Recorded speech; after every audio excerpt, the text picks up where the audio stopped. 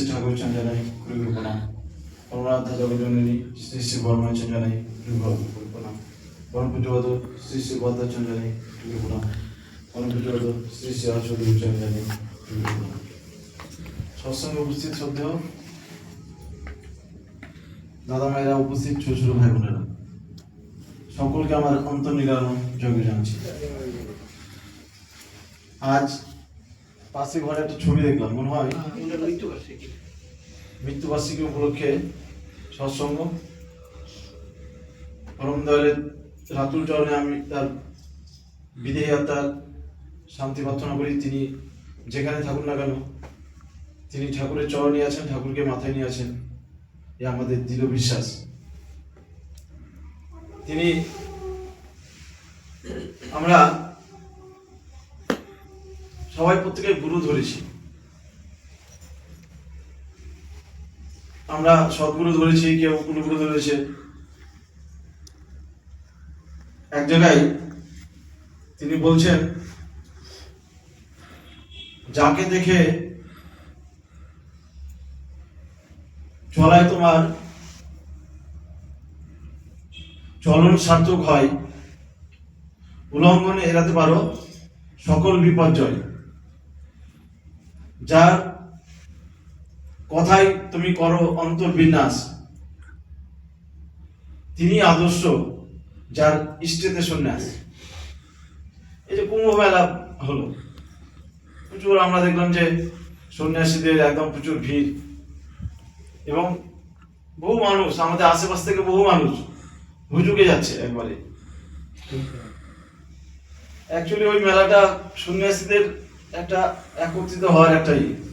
তা আমরা অনেকে যাচ্ছি, আমাদের আশেপাশ থেকে যাচ্ছে, তারা ভাবছে যে ওখানে গিয়ে স্নান করলে হয়তো বহুদিনের পাপ তাপ যা করে থাক একটা, সেখান থেকে সেটা পাপ মুক্তি হবে, পাপ ক্ষয় হবে, এই আশা নিয়ে কিন্তু প্রায় সবাই যাচ্ছে। নইলে সন্ন্যাসীদের মেলায় আমরা গিয়ে কি করবো? সন্ন্যাস, ঠাকুরের জগতে সন্ন্যাসটা সম্পূর্ণ আলাদা। ঠাকুর সত্যানুষ্ঠানে বলছেন, মনকে সম্যক প্রকারে ন্যস্ত করার নামই সন্ন্যাস। আমরা কার উপরে ন্যস্ত করি? আমরা ইষ্টের প্রতি, এই যে আদর্শের প্রতি। তার আদর্শ কি? আদর্শ হচ্ছেন অনুকরণ যোগ্য একজন ব্যক্তি, যিনি সব দিক থেকে নিখুঁত, যার মধ্যে কোনো ভুল ত্রুটি থাকবে না, ভুল ত্রুটি মুক্ত এমন একজন ব্যক্তি যাকে অনুকরণ করা যায়, তিনি হচ্ছেন আদর্শ। তাহলে আমার চোখে আদর্শ হচ্ছেন শ্রী শ্রী ঠাকুর, আদর্শ শ্রী শ্রী বর্দা, শ্রী শ্রী আচার্য, তারাই আদর্শ পুরুষ। অর্থাৎ আমরা আমাদের জীবনে একমাত্র তাকে অনুকরণ করতে পারি, আমার আশেপাশে কাউকে আমি অনুকরণ করতে পারবো, কারণ আমরা কেউ নিখুঁত নই, আমাদের ভুল ত্রুটি নিয়ে আমাদের জীবন। তাই একমাত্র তিনি আসল সন্ন্যাসী আমার জীবনে। সন্ন্যাসীদের একমাত্র ইষ্ট ছাত্রই থাকে। ঠাকুর বলছেন, আদর্শ তোমার জীবনে একটা ক্রিস্টালাইজিং এজেন্ট। আমরা মিছরি যারা তৈরি করে, একটা যখন দলা পাকে না, একটা মিছরির টুকরো ফেলে দেয় ওখানে, বাকি মিছরিগুলোকে জমিয়ে দেয়, দলা পাকিয়ে দেয়। তাহলে আমার জীবনে কেন্দ্রীভূত সমস্ত কিছুকে ভালোতে কেন্দ্রীভূত করতে পারেন একমাত্র তিনি, সেই আদর্শ। তাই ইষ্টকে নিয়ে মাথায় নিয়ে যারা চলে, তাদের জীবন আস্তে আস্তে কেন্দ্রীভূত হয়, ভালোতে কেন্দ্রীভূত হয়, আর খারাপগুলো আস্তে আস্তে দূরীভূত হয়।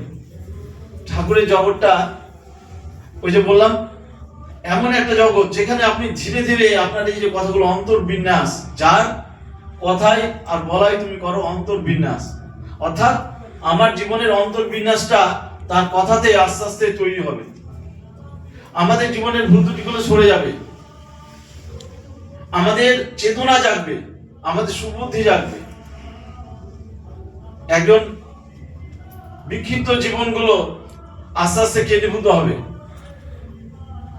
এক দাদা এদিক ওদিক ঘুরছিল, ঘুরতে ঘুরতে তার কোনো কিছুতে কি যে করবে না করবে বুঝে পাচ্ছে না। দেখ মন্দিরের দাদার পাশে ওর বাড়ি, দেখ মন্দিরে বললো তুমি কিছু কি মন্দিরের জন্য করতে পারো? তো বলছে কি করবো, আমার তো কিছুই নাই। বলছে তোমার যে জমি আছে ওই জমিতে তুমি কিছু লাগাও না, ওটা থেকে যদি কিছু পাও ফল, সেই ফলটাই ঠাকুরের জন্য দিতে পারো। তো বললো ঠিকই আছে। তো অল্প কয়েকটা শশা গাছ লাগিয়েছে। এবার ঠাকুরের নামে যেহেতু লাগিয়েছে, এত শশা হয়েছে, মন্দিরে দিয়েও দেখছে যে নিজে খেয়েও কি করে আশেপাশে দিয়েও শেষ হচ্ছে না। এবং শশা গাছ পুরো আস্তে আস্তে পুরো ওর জমি ভরে গেল। এত শশা হতে শুরু করলো যে ওটা থেকে ওর শশার বিজনেস, অন্যান্য সবজির বিজনেস একদম তুমুল ভাবে শুরু হয়ে গেল। তাহলে এই যে জীবনটা, বিক্ষিপ্ত জীবনটা, তার চরণে নিবেদন করার জন্য কেন্দ্রীভূত হয়ে গেল। তাই তিনি বলেছেন ইষ্টই হচ্ছে আমাদের ক্রিস্টালাইজিং এজেন্ট। আমাদের জীবনটাকে কেন্দ্রীভূত একমাত্র ইষ্টই করতে হবে। আর যাকে তাকে ধরলে আমার জীবন যেমন বিক্ষিপ্ত তেমনই থেকে যাবে। আমরা তাকে ধরলে কিভাবে আমার ওই যে অন্তর্বিন্যাস হলো, আদর্শের প্রতি, ইষ্ট চলনের প্রতি তার অন্তর্বিন্যাস হলো। আমাদের জীবনে এরকম অনেক ভুল ত্রুটি তিনি দূর করেছেন দয়া করে। আমরা ছোটবেলা থেকে, আমি জিজ্ঞেস স্কুলে পড়তাম, এখানে তার দয়াতেই এখন বুঝতে পারছি তারই দয়া, প্রতিবার আমি হাফ ইয়ারলি অ্যানুয়াল পরীক্ষায় আমি ফার্স্ট হতাম। কিন্তু আমার সে সময় আমার মা কালীর প্রতি আমার অগাধ ভক্তি ছিল। আমি পরীক্ষায় দিতে যেতাম, আমাদের সামনে যে মন্দির ছিল কালী মন্দির, সেখানে পয়সা দূর থেকে ছুটতাম, আগে পয়সা ছুড়ে আগে প্রণাম করতাম। আমার জীবনটা দেখো আমি তখন বুঝতে পারিনি, আমি ভাবছি ভক্তি হচ্ছে ওটাই, হয়তো ওটাই ভক্তি। ওর মধ্যে যে কোনো ভুল ত্রুটি আছে বুঝতে পারিনি। ঠাকুর জগতে এসে যখন দেখলাম যে আরে কিভাবে প্রণামী দিতে হয়, সুশৃঙ্খল ভাবে নিঃশব্দে প্রণামী দিচ্ছে সবাই লাইন ধরে, তখন বুঝতে পারলাম যে ওইভাবে আমি ভক্তি তাকে নিবেদন করলেও আমার কিন্তু ত্রুটি ছিল, আমি দেখতে পাচ্ছিলাম না। তার জন্য একটু আগে বললাম আদর্শ হচ্ছেন সেই আয়নার মতো, যার সামনে গেলে আমি আমার ভুল ত্রুটিগুলো ধরা পড়ে। ভুল ত্রুটি যদি আমি ধরতে পারি তবে আমার সাধনা অল্প স্বল্প হলেও কিছু হচ্ছে। আর আমি যদি ধরতেই না পারি তাহলে সত্যি কথা বলতে আমার কিন্তু সাধনা হচ্ছে না। তাই আমাদের প্রত্যেকের ভুল ত্রুটি তো আছেই, মানুষ রূপে যখন জন্মগ্রহণ করেছি ভুল ত্রুটি আছেই। আমি যদি ভুল ত্রুটি, আমি নিজের ভুল ত্রুটি আমি নিজে ধরতে না পারি তাহলে আমার কিন্তু সাধনা হচ্ছে না, এটা বুঝে নিতে হবে। আমার নাম ধ্যান ঠিক মতো হচ্ছে না। আর কারণ তিনি আদর্শ, যেহেতু তাকে ধরেছি, তার সামনে গিয়ে আমার ভুল ত্রুটিগুলো ধরা পড়বেই পড়বে।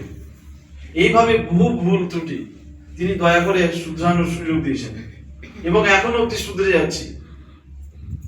দেখবেন মানে তার জগৎটা এমন, তিনি এক জায়গায় বলছেন, আমরা বলি না টিট ফর ট্যাট, ইট মারলে পাটকেলটি খেতে হয়, তিনি বলছেন tit for not tat, rather treat for tat. মানে ট্রিট, এখানে টিট মানে ওই যে পাটকেল, আর এখানে বলছে ট্রিট মানে সেবা শুশ্রূষা করা। তাই বলছেন যে তোমাকে ঢিল মারবে তার তুমি সেবা শুশ্রূষা করবে। ভাবা যায় তিনি কেন, তাকে কেন আদর্শ বলবো না? আর তিনি প্রকৃত সন্ন্যাসী, তিনি আসলে করে দেখেছেন, 100 দিনের পরিক্রমায় তিনি করে দেখেছেন যে ঘর সংসার পরিবার সবকিছু ছেড়ে দিতে পারেন একমাত্র ঠাকুরের জন্য। তিনি 100 দিনের পরিক্রমায় তিনি করে দেখিয়েছেন। তাহলে আমরাও কিন্তু, তিনি চেয়েছেন গৃহী সন্ন্যাসী, আমরা আবার ওই কুম্ভ মেলায় গিয়ে সন্ন্যাসী এসে বসতে হবে না।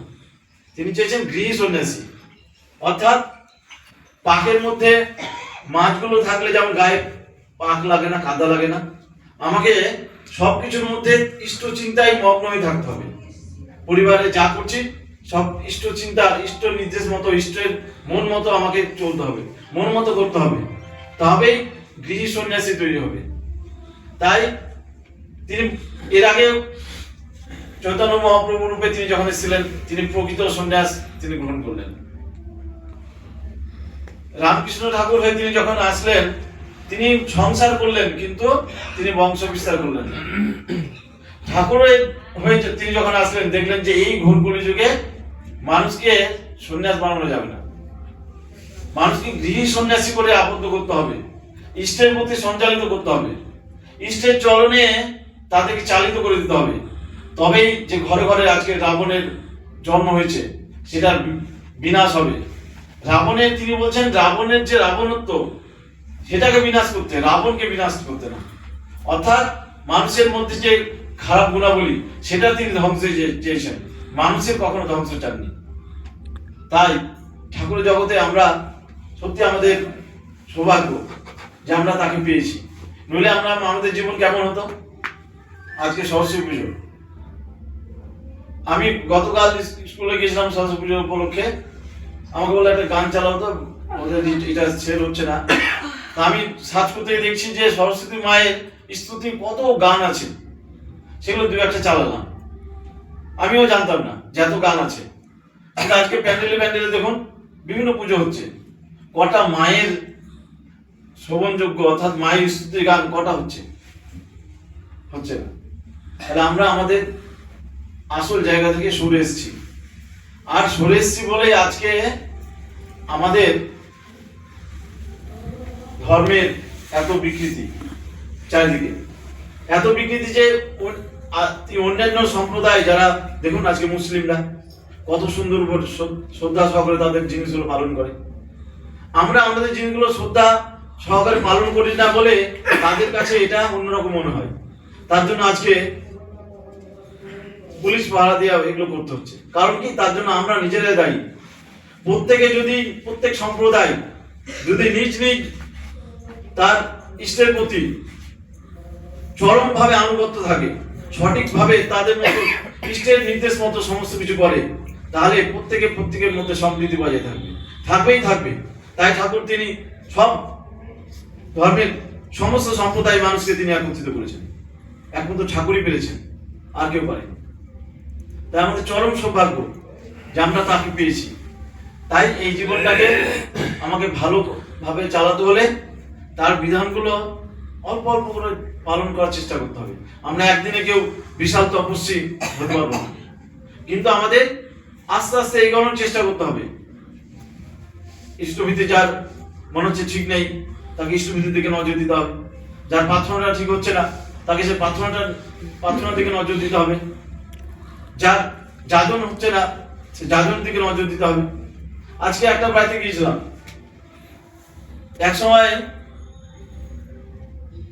বছর 2-3 বার আমার সাথে দেবঘর যেত। সৎসঙ্গে বেশ আনন্দ সহকারে বছরে একবার করে সৎসঙ্গ দিত। সেই লোক এখন ইষ্টভীতি বন্ধ করে বহুদিন থেকে অভাব অনটনে চলছে। তাই আমি ওকে বললাম যে আপনার অভাব অনটনের আসলো বলে ইষ্টভীতি বন্ধ হলো, না আপনি ইষ্টভীতি বন্ধ করেছিলেন বলে অভাব অনটন আসলো? বলছে সত্যি তো, আমি তো আগে ইষ্টভীতি বন্ধ করেছিলাম। ও ভাবছিল যে যার একটু সুবিধা হোক, আমার একটু অসুবিধা চলছে, ইষ্টভীতিটা বন্ধ করে দিই, আমার যখন আবার ভালো সময় আসবে আমি ইষ্টভীতি চালু করবো। এইভাবে ভাবতে গিয়ে ইষ্টভীতি বন্ধ করে দেওয়ার জন্য এমন অভাব অনটনের মধ্যে আবার গভীরভাবে পড়ে গেছে যে সেখান থেকে বেরিয়ে আসতে পারছে না। আমি তাকে বললাম যে সংকটময় সময়ে তোমাকে দেওঘর যাওয়া উচিত। দেওঘরে গিয়ে তিনি যেহেতু আমাদের এটাই তো বেনিফিট, আমাদের জীবন্ত আদর্শ আমাদের সামনে আছে, তাকে আমি সুখ দুঃখের কথা সব বলতে পারি, তিনি আমার পরম আপন, এটাই আমাদের বেনিফিট। একজন কুলগুরু কিন্তু আপনার সমস্ত কিছু বুঝবে না, বা যে তার যেটুকু ক্ষমতা সেটুকু সে বুঝবে, কিন্তু আমার সমস্ত কিছু এই জন্মের পরজন্মের সমস্ত কিছু ঠাকুর আচার্যদেব বুঝতে পারবে। তাই আমাদের যে কোনো কিছু তার কাছে যাওয়া উচিত। সেই পরিবারটাকে আমি তাই বললাম না, শিখি বলেছে বলতাম আমি কাল থেকে ইষ্টভীতি শুরু করব।